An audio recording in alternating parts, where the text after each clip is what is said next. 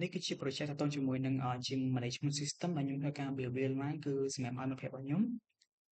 គឺ functionality របស់វាគឺស្រដៀងគ្នាទៅនឹង project របស់ខ្ញុំដែរគឺ Fidelity system គ្រាន់តែខ្ញុំធ្វើការ change backend មកប្រើជាមួយនឹង Node.js ហើយយើងធ្វើការ store data នៅក្នុងPHP របស់ SAM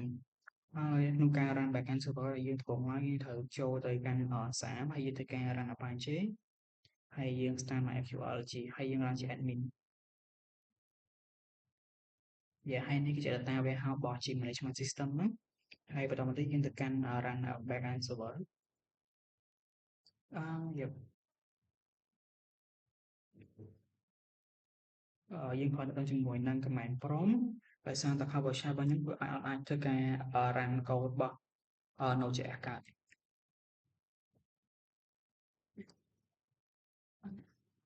start គឺវាធ្វើការ run server នេះហើយបន្តយើងធ្វើការ go live តាក់ទងជាមួយនឹង system មួយហ្នឹងហើយយើងក៏ចូលធ្វើការ go live ជាមួយ admin page ផងដែរថាយើង data ពិតជាបាន load ចូលទៅក្នុង data warehouse ពិតប្រាកដនេះគឺជា admin page ហើយដំបូងឡើយឲ្យយើង log out សិននេះគឺនៅពេលដែលយើង log out យើងមានតែប្រហែល page នេះទេដោយយើងអាចធ្វើការ access ទៅនឹង important page បានទេដោយដើម្បី log in ក៏យើងត្រូវតាក់ទងជាមួយធ្វើការ register ជាមួយនឹង account ប៉ុន្តែបើសិនជាគាត់បាន register ហើយគឺគាត់អត់ចាំបាច់នេះទេគឺគាត់ចូលមក log in យកមកឧទាហរណ៍ខ្ញុំបានធ្វើការ register ប្រហែល account ដែរព្រោះខ្ញុំមើលនេះសិនឧទាហរណ៍យើងយក account ពិសិដ្ឋ @gmail.com password ខ្ញុំដាក់យើងយកមក log in ពិសិដ្ឋ @gmail.com សិស្ស gmail.com ឧទាហរណ៍បើយើងវាយ password ទៅពីទៅគឺវាអត់ log in ចូលទេព្រោះនេះវាជាមិនមែនជាប្រភេទ dummy ទេវាជាប្រភេទ authentication login គឺអត់ចូលទេយើងត្រូវដាក់ឲ្យត្រូវ password ដែលបាន register គឺវាធ្វើការ verify ភ្លាមៗជាមួយនឹង backend មួយទៀតវាចូលហើយនៅបន្ទាប់ពីចូលគឺវាយើងអាចធ្វើការមើលតាក់ទងជាមួយនឹង trainer workout shop ឬក៏ contact បានហើយចំពោះ trainer យើងអាចធ្វើការ give feedback ទៅកាន់ trainer ណាមួយហើយនេះគឺជាគ្នារបស់ខ្ញុំហើយយើងអាចធ្វើការ give feedback ឧទាហរណ៍ទី2យើងឲ្យ feedback ទៅឧទាហរណ៍យើងឲ្យ rate 5 full staff នៅពេលយើង submit ទៅគឺវាធ្វើការចូលទៅ backend គឺវាធ្វើការចូលមក store នៅក្នុងនេះផងកន្លែង feedback នេះគឺកន្លែងនេះហើយយើងអាចធ្វើការមើលកន្លែង admin page ក៏បានដែរកន្លែង feedback ហើយហាអ្នកគេអ្នកនេះជាតន័យហើយបន្ទាប់ពីអាចនិយាយ feedback បានទៅកាន់ trainer ហើយយើងអាចធ្វើការបុកទៅជាមួយនឹង session បានឧទាហរណ៍យើងបុកទៅជាមួយនឹង session នេះគឺវា auto ចូលនៅក្នុង my account កន្លែងចំពោះ my account មានបង្ហាញទៅពេលក្រោយ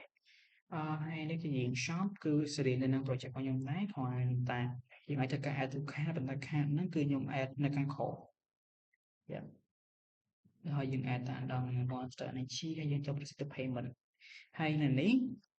ជាប្រភេទ demo យ៉ាងទៅចំពោះ promotion គឺយើងគឺ client អាច add ខ្លួនឯង directly ហើយយើងឲ្យ 20% off គឺធ្វើការ subscribe ជាមួយនឹង discount ទៅយើងបានប៉ុណ្ណេះហើយយើងអាចធ្វើការ pay តែជាមួយអីក៏បានដល់យើងមាន credit card ABA Pay ឬក៏ Wing ហើយយើង set like ABA Pay គឺQR គឺ confirm payment យើងធ្វើការចូលយើងអាចធ្វើការមើលនៅក្នុងនេះបានហើយកន្លែង payment នេះ unknown member គឺ pay ទៅជាមួយ pro item នៅខាងក្រោមពិសិដ្ឋមិញគាត់ថាគាត់ log in payment ហើយទៅជាមួយ energy monster energy ជាមួយនឹងទឹកមិញហ្នឹងហើយនិយាយ detail របស់គាត់ហើយហើយយើងអាចធ្វើការ contact តាក់ទងទៅនឹង admin ហើយអានេះគឺ my account កន្លែងនេះគឺយើង fix logo directly នៅក្នុង HTML page របស់ខ្ញុំអញ្ចឹងបានន័យថា client ក៏អាចធ្វើការ change បានទេ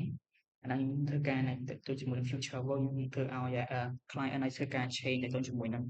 logo របស់ខ្លួនឯងបានហើយនេះយើងអាចធ្វើការ edit profile តាក់ទងនឹងទិន្នន័យផ្សេងៗឬក៏ change password អីយ៉ាងណាហើយនេះជាទិន្នន័យរបស់គាត់ដែលគាត់អាចមើលឃើញថាគាត់តាក់ទងជាប់ជាមួយនឹង membership plan នេះគេហើយគាត់បានបុកតាក់ទងជាមួយនឹង session នៅក្នុង workout គេខ្លះ Yep ហើយនេះគឺជា footer ទេតាក់ទងជាមួយ detail ផ្សេងៗហើយ contact ចំពោះ location គឺខ្ញុំដាក់ location ស្លាហើយជាមួយតំណែងផ្សេងៗហើយចំពោះ admin page នេះគឺដូចគ្នាគឺយើងអាចធ្វើការមើលក្រាฟដូចក្រាฟនេះដូចជា fix ក្រាฟទេវាគាត់ថាល្អមើលប៉ុន្តែវាអត់ function អត់សូវ function ល្អទេ Yep ចំពោះវីដេអូនេះផងដែរគឺមានតែប៉ុណ្្នឹង